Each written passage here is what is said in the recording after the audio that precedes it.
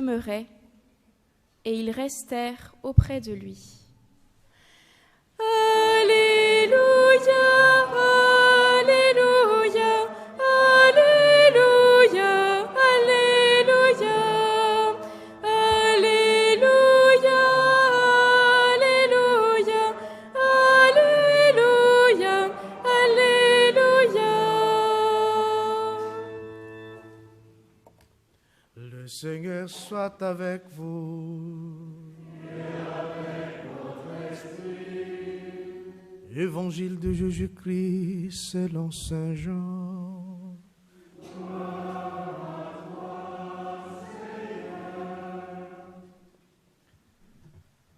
En ce temps-là, Jean le Baptiste s'est trouvé avec 2 de ses disciples, posant son regard sur Jésus qui allait et venait. Il dit: Voici l'agneau de Dieu. Les 2 disciples entendirent ce qu'il disait. Ils suivirent Jésus. Se retournant, Jésus vit qu'ils les suivaient. Il leur dit: Que cherchez-vous? Ils lui répondirent: Rabbi, ce qui veut dire maître, où demeures-tu? Il leur dit: Venez et vous verrez. Ils allèrent donc, ils virent où il demeurait. Ils restèrent auprès de lui ces jours-là. C'était vers la 10e heure, environ 4 heures de l'après-midi. André, le frère de Simon-Pierre, était l'un des disciples qui avait entendu la parole de Jean et qui avait suivi Jésus.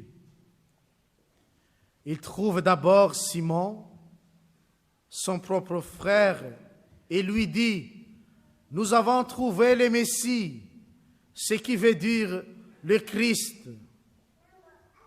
André amena son frère à Jésus. Jésus posa son regard sur lui et dit: Tu es Simon, fils de Jean. Tu t'appelleras Képhas, ce qui veut dire Pierre.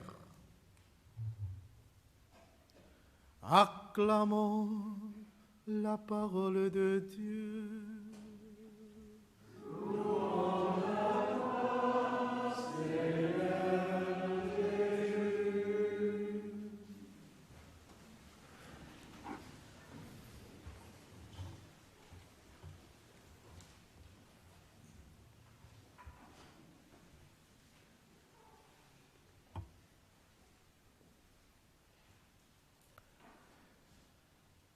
Frères et sœurs, dimanche dernier, nous avons célébré le baptême de Jésus-Christ, notre Seigneur. Et au moment où il sortait de l'eau, une voix se fit entendre: C'est toi, mon fils bien-aimé, en toi je mis tout mon amour. La voix de Dieu le Père présentant Jésus de Nazareth comme son fils. Et en ce dimanche, à son tour, c'est Jean-Baptiste nous présente et désigne Jésus par ces mots: Voici l'agneau de Dieu qui enlève le péché du monde. Chaque jour, comme nous savons tous, en célébrant l'Eucharistie, nous reprenons cette expression à maintes reprises. Et une question se pose: nous les chrétiens en 2021, comment pouvons-nous faire pour présenter le Christ agneau de Dieu dans notre monde d'aujourd'hui. Comment conduire discrètement et respectueusement les autres au seuil du sanctuaire de leur cœur profond, là où Dieu demeure. Comment aider les autres pour répondre à l'appel de Dieu, pour être membre de l'Église. Mes amis, les lectures proposées par l'Église en ce dimanche nous parlent de la rencontre avec Dieu grâce à des intermédiaires. La première lecture, comme nous venons d'entendre, Élie, qui a aidé beaucoup l'enfant Samuel à répondre à l'appel de Dieu. De même, l'évangile que nous venons d'entendre, Jean-Baptiste vient nous désigner à ses disciples, à nous tous, que le Christ est l'agneau de Dieu.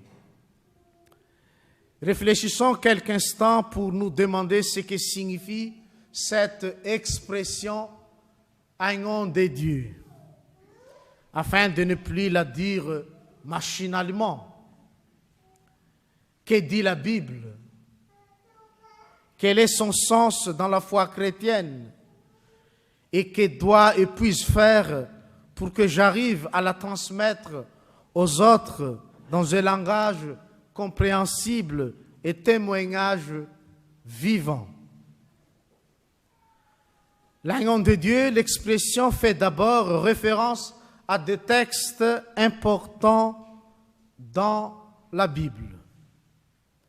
Le premier, c'est au livre Isaïe, au chapitre 53. Et je vous invite à lire ce chapitre lorsque vous avez le temps à la maison.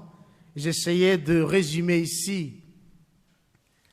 Comme un agneau qu'on mène à l'abattoir, il n'a pas ouvert la bouche. Nous l'avons vu. Il n'avait ni bonté ni éclat, les derniers des hommes, un homme voué à la souffrance. Donc, en attendant Jean-Baptiste, ses auditeurs pensent tout de suite au serviteur de Dieu, le Messie. Agneau de Dieu, l'expression fait également référence à un épisode central de l'histoire sainte, le passage de la mer Rouge. J'ai failli dire bleu. Rouge. Le passage de la mer Rouge.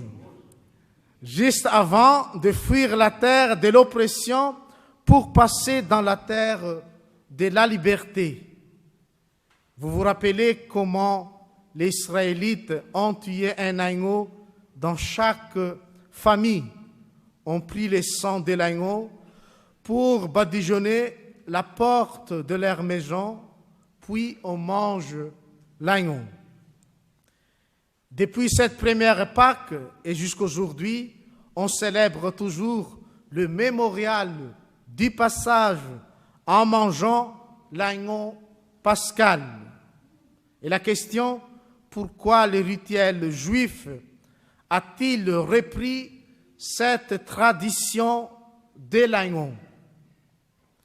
Parce que d'abord, l'agneau est la nourriture habituelle des nomades, mais également parce que l'agneau est le symbole de la victime innocente et le symbole de la non-violence. On dit encore aujourd'hui, comme vous savez plus que moi, avec cette expression française, doux comme un agneau.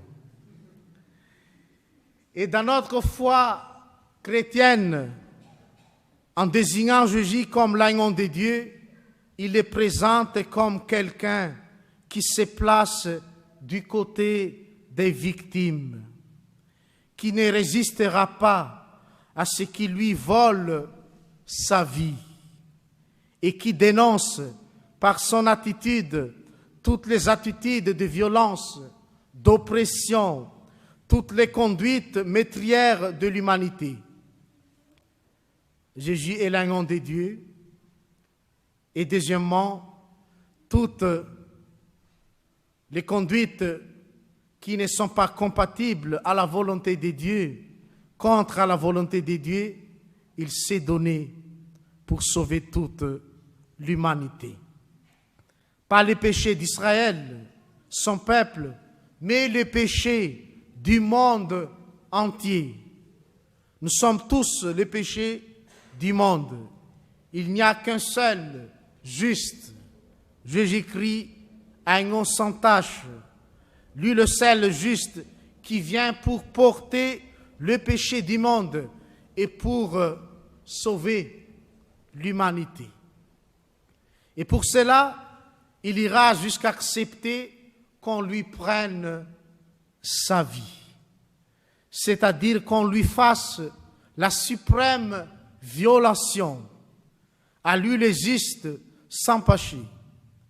L'apôtre Paul invoqua la passion du Christ, dira, il s'est fait pécher pour nous.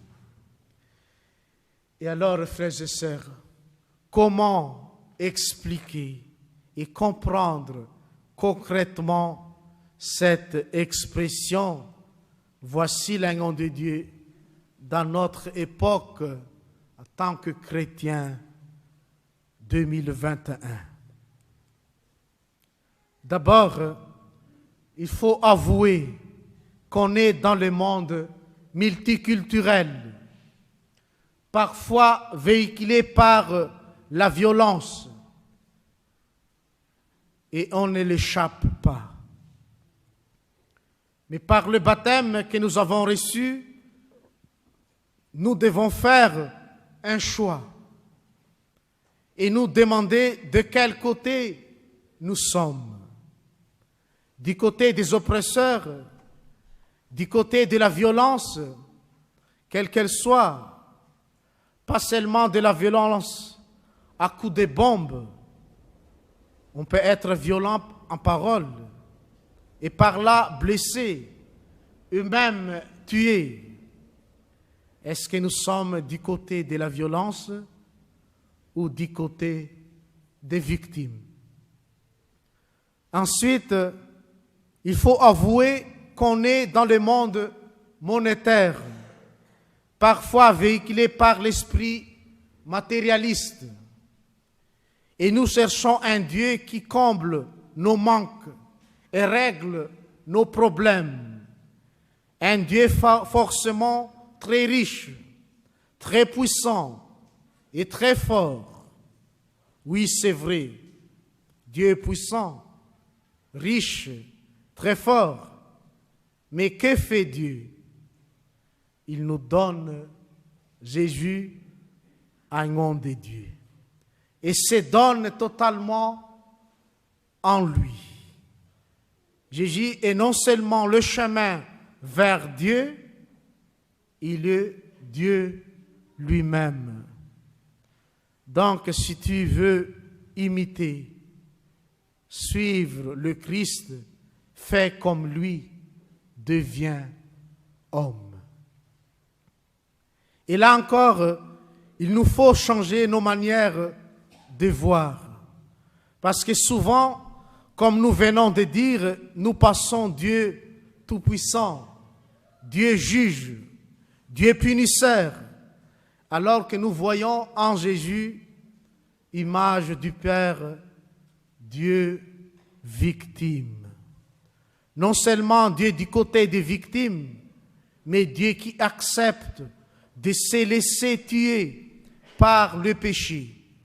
Parce que tout péché, c'est la négation de Dieu. C'est le refus de Dieu. C'est la mort plutôt de Dieu. Eh bien, Dieu accepte cela de nous justement pour prendre sur lui notre propre péché et nous en libérés.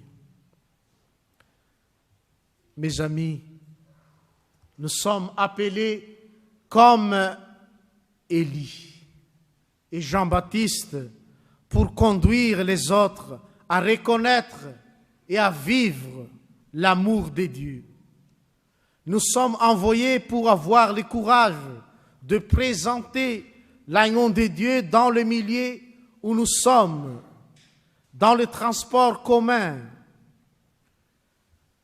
dans la coiffure,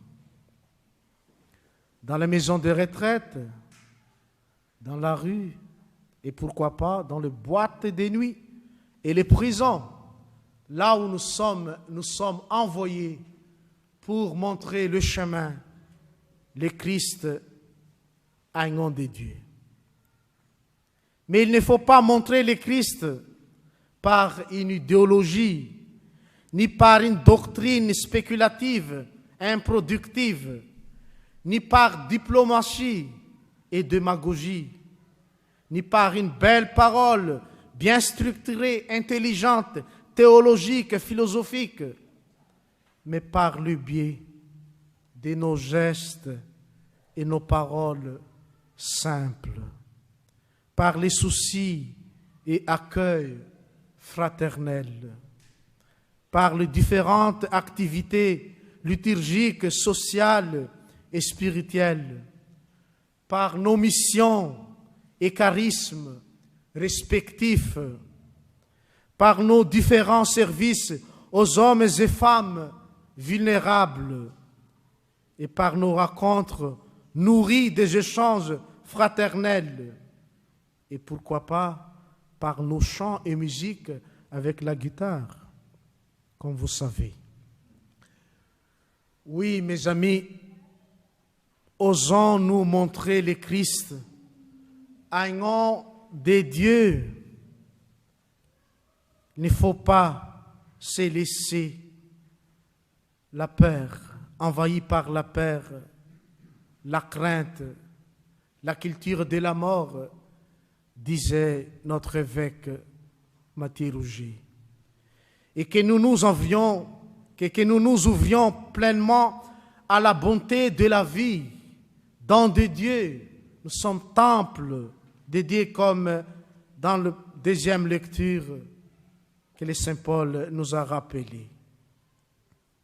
Pas seulement avec une cérémonie rituelle, liturgique dans l'Église. D'ailleurs, merci pour le Conseil d'État qui nous a donné encore la possibilité de célébrer l'Eucharistie avec vous, les assemblées présentes, mais aussi et surtout par un témoignage vivant, fondé sur nos vies quotidiennes. Car présenter conceptuellement, théologiquement, le Christ, agneau de Dieu, c'est bon. Mais le vivre quotidiennement, c'est mieux. Amen.